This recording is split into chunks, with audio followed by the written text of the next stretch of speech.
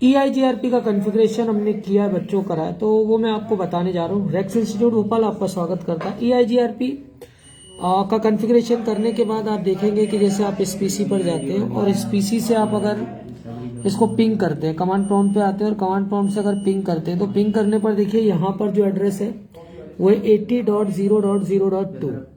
तो ये वाला जो पीसी है ये क्या हो जाना चाहिए, पिंग होना चाहिए। तो वही चीज़ मैं आपको दिखाता हूँ यहाँ पर किस तरह से होगी। तो ये हमारा फर्स्ट पीसी है और इस पर हम इसको पिंग करेंगे। तो देखिए कमांड किस तरह से चलेगी यहाँ पर, और इसका पूरा कॉन्फ़िगरेशन भी बता रहा हूँ। तो मैंने यहाँ पर लिखा पिंग पैकेट इंटरनेट ग्रोफर, इसका फुल फॉर्म होता है। और जो पीसी का एड्रेस है 80.0.0.2। तो यहाँ पर हमें रिप्लाई क्या होनी चाहिए, मिलनी चाहिए। देखिए रिप्लाई आ चुकी है। दैट मीन्स हमने इसका जो रिप है, जो EIGRP को पूरी तरह से कॉन्फ़िगर कर लिया। हिला मन भाई बिल्कुल। तो EIGRP का कॉन्फ़िगरेशन भी देखिए, इसमें हमने पूरा एड्रेसिंग वगैरह सारी चीजें करी हुई हैं।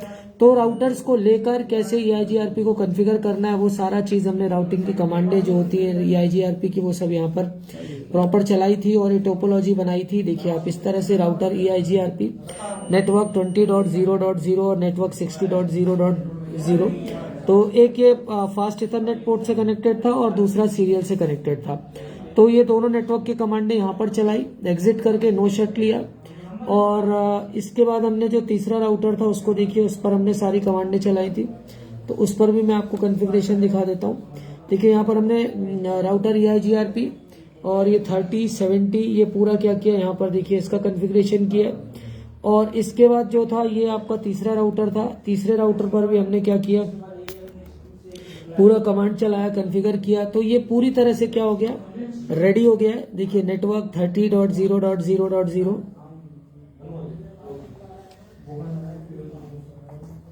इस तरह से हमने पूरा कॉन्फ़िगरेशन यहाँ पर करके इसको रेडी किया है। इसका complete video EIGRP with theory with practical आप यहाँ पर हमसे परचेज कर सकते हैं। ऑनलाइन ऑफलाइन हमसे जुड़ सकते हैं। मेरा MCA, CCNA, CCNP सारी चीजें हैं, तो आपको किसी भी तरह की कोई दिक्कत नहीं आएगी। पैकेट ट्रेसर के अलावा जो हम राउटर पर एक्चुअल कॉन्फ़िगरेशन करते हैं वो भी नॉर्मली हम करा देते हैं। अब ये तीसरा पीसी है और तीसरे पीसी से अगर हम फर्स्ट को पिंग करते हैं तो ये भी पिंगिंग हमें क्या होना चाहिए, मिलना चाहिए। पिंग स्पेस यहाँ पर मैं लिख रहा हूँ 60S का एड्रेस .0.0.3। तो ये रिप्लाई हमें क्या होना चाहिए, आना चाहिए। तो ये देखिए रिप्लाई आ रहा है।